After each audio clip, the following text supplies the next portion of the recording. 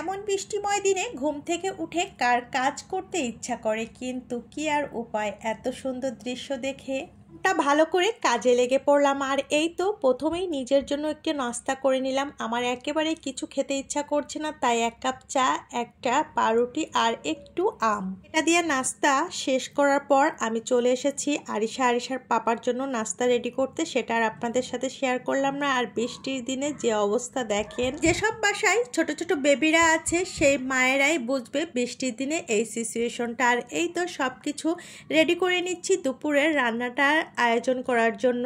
আরিশার পাপার জন্য রান্না করছি ডিম আলুর ঝোল, আর আমি আমার জন্য একটা স্পেশাল খাবার রান্না করেছি, যেটা আপনাদের সাথে খাবারটা কম বেশি সব আপুরাই পছন্দ করে, আমারও ভীষণ পছন্দের খাবার। বৃষ্টিময় দিনে একেবারে কাজ করতে ইচ্ছা করে না, ইচ্ছা করে সারা দিন শুয়ে বসে থাকি, কিন্তু কি আর উপায়, একা একা থাকলে নাই হয়। এখন তো বাচ্চা হয়ে গেছে, ইচ্ছা করলেও শুয়ে বসে থাকার কোনো উপায় নেই। মেয়ে মানুষ যতই কিছু করুক না কেন, সংসারের কাজের ক্ষেত্রে তাদের কোনো নাম নাই, কিন্তু হাজারো কাজটা থাকে, একটা শেষ করলে তো আরেকটা চলে আসে। আমরা যারা সাংসারিক মহিলা আছি তারাই শুধু জিনিসগুলো বুঝি বা ফিল করে থাকি। সংসারটাকে সাজিয়ে গুছিয়ে রেখে সংসারের প্রতিটা মানুষের যত্ন, টেক কেয়ার সব কিছুই কিন্তু ওই একজনের মাথার উপরে থাকে। এই কথাটা কয়জনে বোঝে বলেন তো?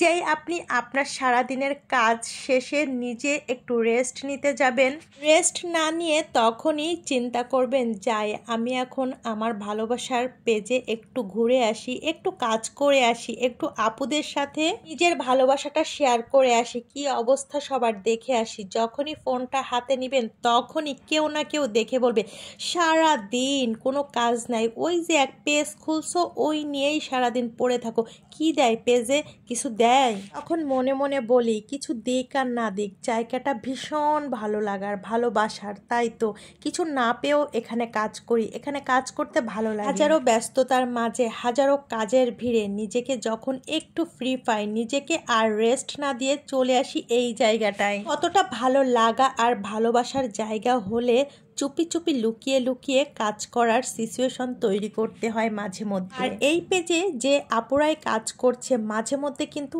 সব আপুদের এমনই সিচুয়েশনে পার করতে হয়। দেখেন দুপুরবেলা মনে হচ্ছে একেবারে সন্ধ্যা ঘনিয়ে এসেছে। যাই হোক, গতকাল আপনাদের সাথে একটা কাঁঠালের ভিডিও শেয়ার করেছিলাম। কাঁঠালটা দেখতে তেমন একটা ভালো না, আর যে জিনিস দেখতে ভালো লাগে না সে জিনিস একেবারে আমার খেতে ইচ্ছা করে না, তাই কাঁঠালের বিচিগুলো রাখার জন্য আমি রাত্রে রেখে দিয়েছি, যে বিচিটা রেখে সকালে ফেলে দিব। কিন্তু সকালে উঠে দেখি কাঁঠালের যে অবস্থা, তাতে আমার আর হাত দিয়ে বিচিগুলো বের করতে ইচ্ছা করছিল না, তাই এভাবেই সকালে উঠেই ফেলে দিয়েছি। কোনো জিনিস অপচয় করতে খুবই খারাপ লাগলো, ফেলতে খারাপ লাগছিল। Thanks for watching.